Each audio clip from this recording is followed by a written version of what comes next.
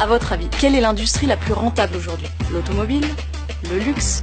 L'armement? Eh bien non, c'est l'industrie du médicament. 950 milliards d'euros de chiffre d'affaires l'année dernière. Et devinez quel pays en est l'un de ses plus gros clients? Eh bien oui, c'est la France. Championne du monde de la consommation d'anxiolytiques et suffisamment haute sur le podium dans la consommation d'antibiotiques pour qu'on en vienne à se poser cette question. Mais qu'est-ce qui nous a rendus aussi malades? Alors, face à la malhonnêteté de certains laboratoires qui font du profit sur notre santé, on a décidé de vous donner 5 raisons pour lesquelles il faut absolument arrêter d'enrichir l'industrie du médicament. Alors premièrement, une grande partie des médicaments aujourd'hui sur le marché est complètement inutile. Ça c'est pas moi qui le dis, ça a été démontré par de nombreuses études et par de nombreux médecins comme le Dr Evan dans son livre qui estime lui que 80% des médicaments est complètement inutile. Dans les médicaments inutiles, il y a deux choses. Il y a d'abord des médicaments tout à fait inefficaces et qui n'ont donc aucune raison d'être sur le marché, surtout à des prix élevés. Mais il y a aussi des médicaments efficaces et même très efficaces qui sont inutiles parce qu'ils sont prescrits à des malades qui n'en ont aucun besoin.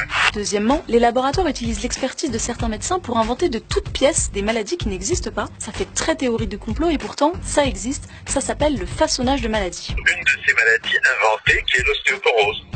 À savoir que l'ostéoporose, c'est comme les rides sur la peau ou les cheveux blancs, c'est le vieillissement. C'est pas une maladie, c'est l'évolution normale de l'espèce humaine, ou de dire de toute espèce. Les chiens aussi font de l'ostéoporose.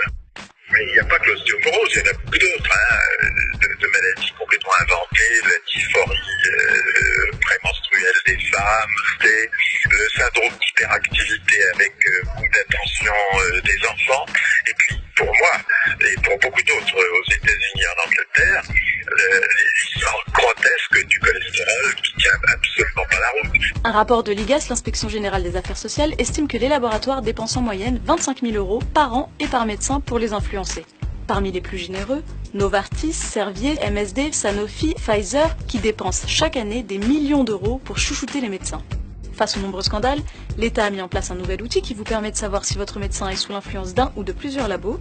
Il suffit d'aller sur ce site et de taper le nom de votre médecin et vous verrez tous les avantages qu'il a perçus. Troisièmement, les industries pharmaceutiques préfèrent élargir le nombre de malades pour vendre plus de médicaments plutôt que de réellement les soigner. C'est ce qu'on en vient à penser quand on voit qu'au fil des années, plusieurs seuils de diagnostic ont été manipulés pour faire plus de profit. Je m'explique. Le seuil de diagnostic, c'est ce qui apparaît sur votre prise de sang et qui détermine si vous êtes malade ou pas. Par exemple, on était pendant des années considéré comme malade quand on avait un taux de 240 mg de cholestérol par litre de sang. Ce taux a été réduit de quelques milligrammes, passant de 240 à 200, ce qui a augmenté le nombre de patients de, tenez-vous bien, 42,6 millions, soit une augmentation de 86% et un marché en or pour les laboratoires. Quatrièmement, les laboratoires s'enrichissent en spéculant sur leurs brevets et en vendant leurs molécules à des prix exorbitants. Prenons un exemple concret, le laboratoire américain Gilead. Son médicament, le Sovaldi, lui a permis de réaliser en un an 12 milliards d'euros de bénéfices, et ce au détriment de nombreux patients à travers le monde qui n'ont pas eu les moyens de se soigner. Gilead est le seul laboratoire qui a cette molécule et cette molécule est à des prix que personne ne peut s'acheter. En France, chaque malade soigné avec ce médicament coûte 41 800 € à la sécurité sociale. Aux États-Unis, 77 000 €.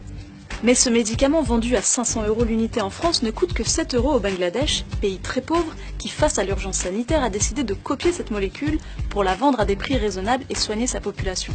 Alors pourquoi est-ce qu'on ne fait pas la même chose? La situation est inacceptable parce que la France avait justement, de longue date, depuis près de 60 ans, une disposition légale. Le gouvernement déclenche ce qu'on appelle une licence d'office, en anglais Non-Commercial Governmental Use, une utilisation à des fins non commerciales par le gouvernement. Eh bien, ces dispositions, d'autres gouvernements, et je pense à celui de la Malaisie, très récemment, en septembre dernier, 2017, n'ont pas hésité à l'utiliser. Elle payait 12 000 $ le même traitement dont nous parlons contre l'hépatite C au laboratoire Gilead, et elle ne pouvait pas soigner à ce prix-là les 500 000 personnes affectées par le virus de l'hépatite C en Malaisie.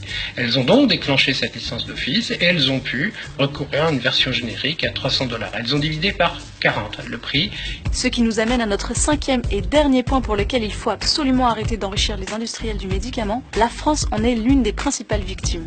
On ne peut pas dire qu'ils sortent que l'industrie pharmaceutique française sorte des médicaments innovants depuis quelques années. Donc, moi j'avais fait les calculs sur une liste emblématique en France qui s'appelle la liste des médicaments onéreux. Et donc, en gros, 70% des dépenses sur cette liste étaient le fait de laboratoires américains, les Anglais, la Suisse. En fait, ces trois-là, on a 70% des dépenses en France. Alors, qu'est-ce qui pousse les autorités politiques et sanitaires françaises à faciliter un tel marché? Les intérêts financiers sont énormes. C'est peut-être la peur pour les pouvoirs publics d'ouvrir la voie vers un autre mode de régulation du prix du médicament. Et là, la pression des industriels est vraisemblablement énorme pour empêcher le gouvernement français, pour empêcher les gouvernements des pays de l'OCDE de recourir à ce type de dispositif. Mais alors, pourquoi continuer à enrichir des laboratoires qui préfèrent de loin nous voir malades que nous aider à guérir?